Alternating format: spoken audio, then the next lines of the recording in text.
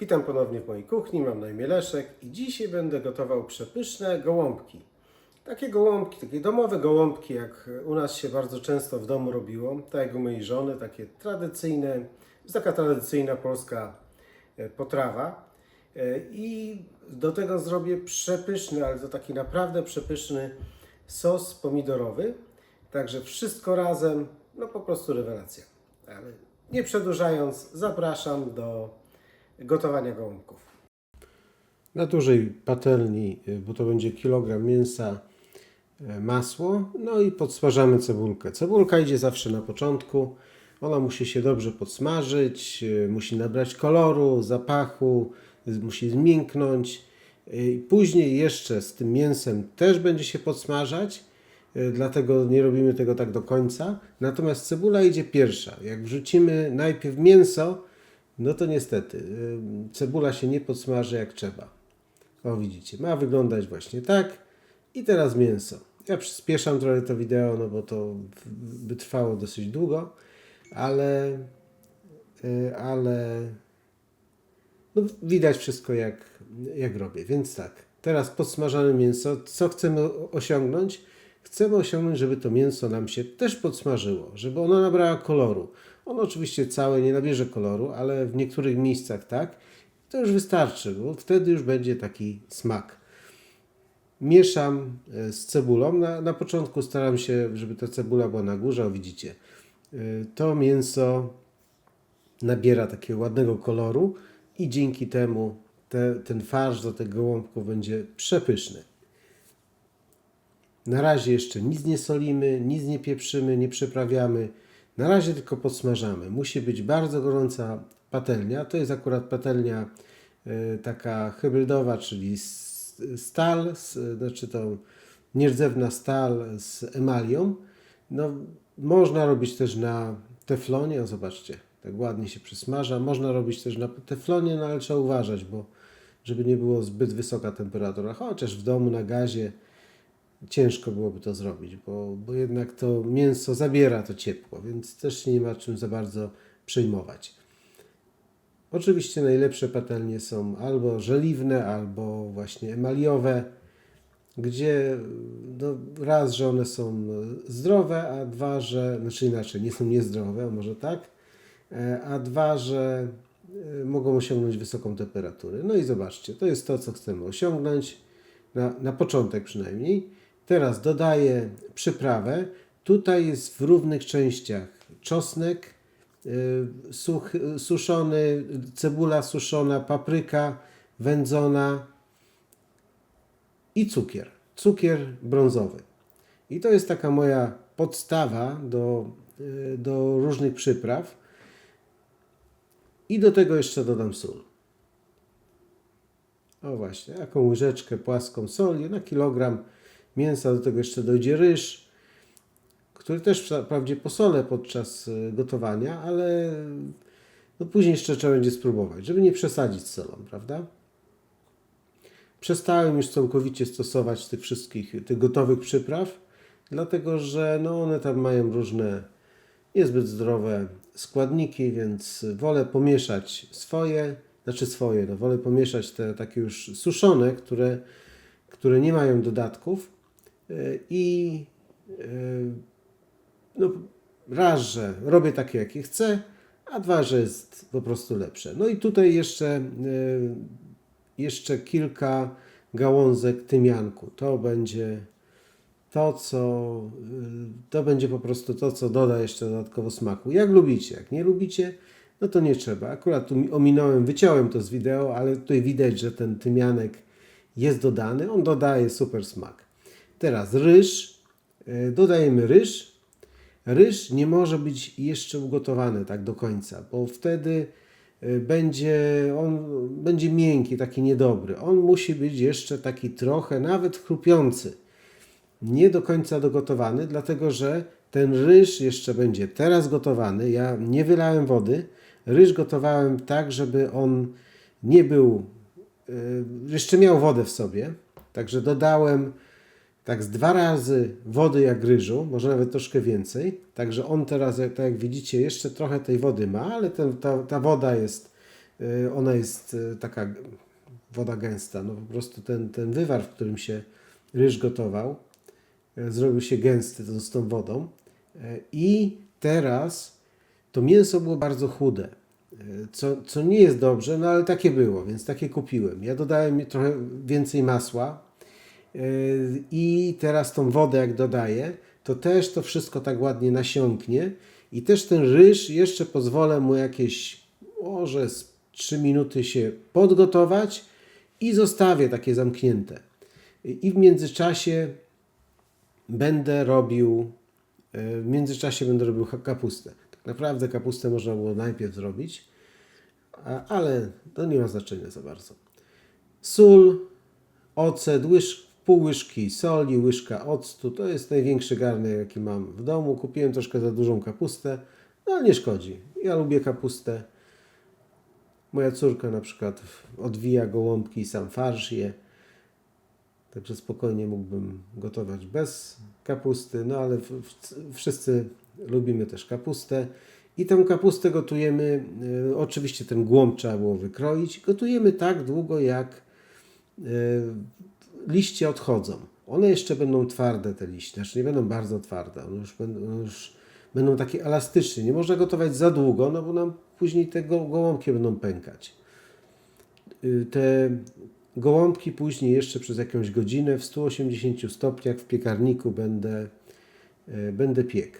No i tak, na razie odwróciłem, bo kapusta jest za duża, ale teraz jeżeli liście już ładnie odchodzą, są takie elastyczne, no to można ściągać. Ja oczywiście ściągnę jeden i resztę nie będę pokazywał.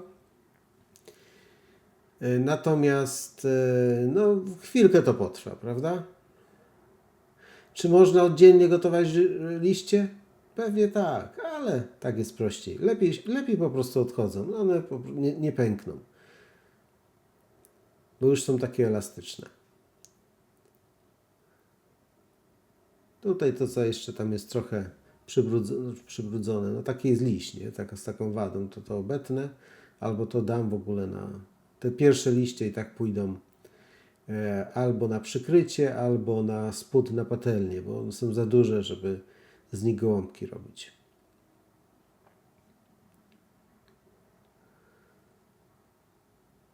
No i dokładnie tak, no tak się bawimy tymi gołąbkami. Później to idzie troszkę szybciej, tak pierwsze tak. Ta kapusta, nie chciałem, ale wylałem trochę wodę. No i teraz te wszystkie liście po kolei, tak etapami będę ściągał. No i teraz będzie czas na to, żeby te gołąbki już napełniać farszem, nasze gołąbki, liście, robić te gołąbki. Odkrywamy tą grubą część tego liścia, żeby on był elastyczny. Zresztą to nie jest smaczna część, więc odkrawamy to. Dajemy do środka, ponieważ to są dużą liście, no to taką dużą łyżkę farszu, też nie za dużo, no bo on wtedy będzie się rozlatywać. I najpierw zawijamy. Moja żona jest mistrzem w zawijaniu tych gołąbków. O, właśnie pomaga mi.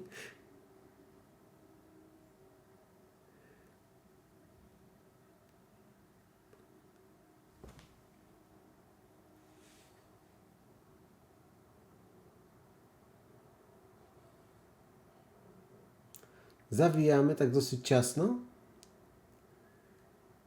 i wciskamy w obydwa końce. Ponieważ te liście są tak podgotowane, nie ugotowane jeszcze, no to one nie rozpadają. Gdybyśmy za mocno ugotowali, no to by trzeba było jakoś inaczej je zawijać, bo by po prostu popękały. Ale one jeszcze dojdą spokojnie w piekarniku.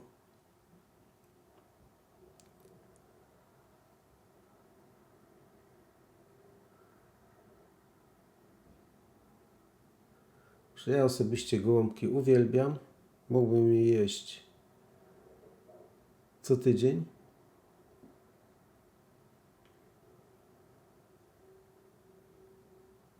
Trzeba ciasno zawinąć, żeby one były takie gołąbki, prawda, a nie sama kapusta.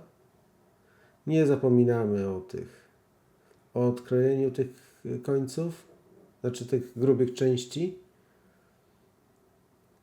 Bo jak zapomnimy, to będą po prostu niedobre. Znaczy niedobre. No ta część i tak będzie trzeba odkroić, bo ona nie jest za bardzo smaczna. O, i właśnie tak wciskamy. I teraz trzeba będzie wszystko przykryć.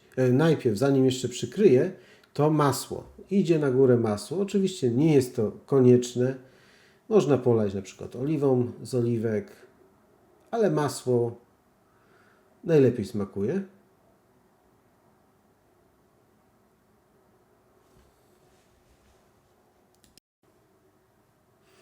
Ja może troszkę przesadziłem z tym masłem, ale to doda smaku. I przykrywamy liśćmi, tak przekrajamy, żeby one się nie, zrobiły się takie płaskie. Przykrywamy dobrze i do piekarnika na jakąś godzinę, 180 stopni. I wtedy ta kapusta się, znaczy tak, one są zimne teraz, te gołąbki, bo już zdążyły wystygnąć. Więc spokojnie tam w środku się nie rozgatuje, dlatego że ryż był, no w sumie nie był jeszcze taki bardzo dogotowany. Kapusta zmięknie, wszystko razem tak pięknie przejdzie tym smakiem. W międzyczasie robimy sos, roztapiamy 2 łyżki masła, takie duże łyżki masła i dodajemy mąki. Też 2 łyżki, 2, nawet 3 płaskie łyżki mąki. I mieszamy, dopóki nie będzie taki ładny, złoty kolor.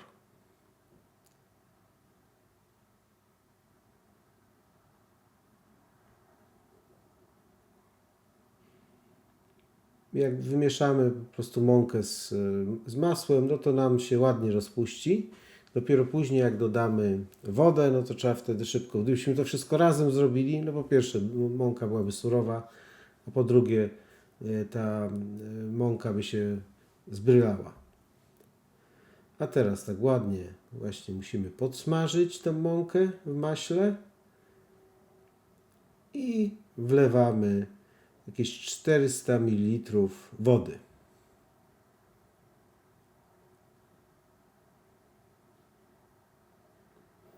Cały czas mieszając.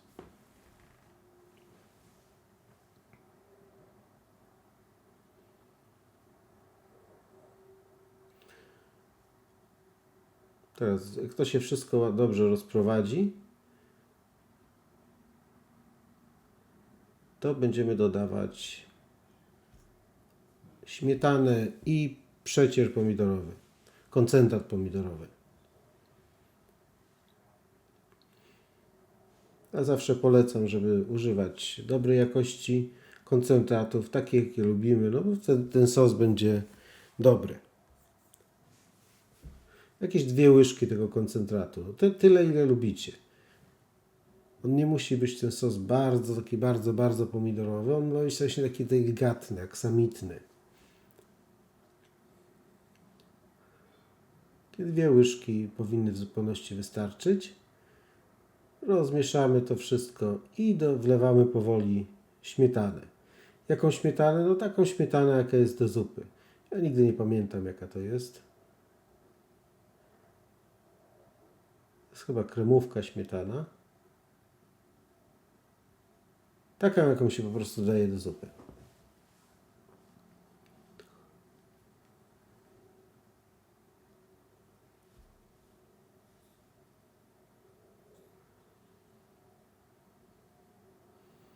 Znaczy mówię, że nie pamiętam, a dodaję śmietany. Ja mieszkam w Szkocji, więc tutaj jest po prostu 2 typy śmietany słodkiej. To ma być słodka śmietana. To jest akurat taka wysokoprocentowa, chyba 36%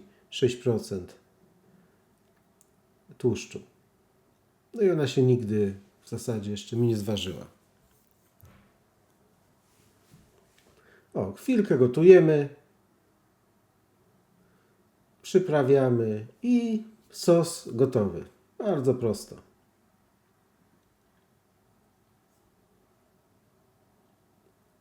Przyprawiamy tylko solą. Nie dodajemy żadnych wegety, żadnych innych przypraw. Można trochę pieprzu.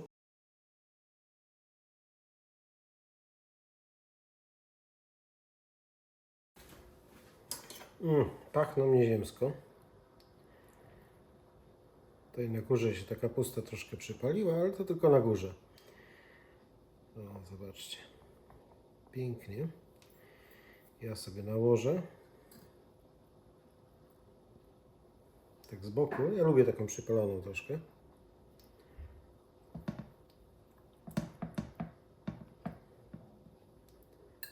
O to chodzi.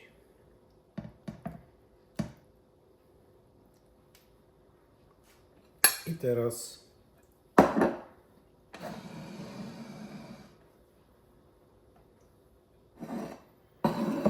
sos. Ten sos, uwierzcie mi, rewelacja. Bardzo prosty. Kilka składników tylko. A po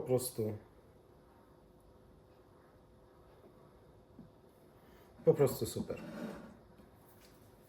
Spróbujmy. No, przepiękne są, pachnące. A jak smakują?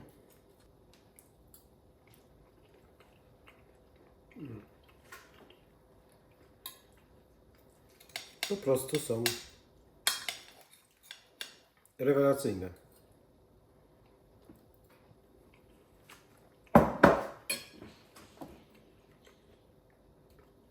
Jak w domu.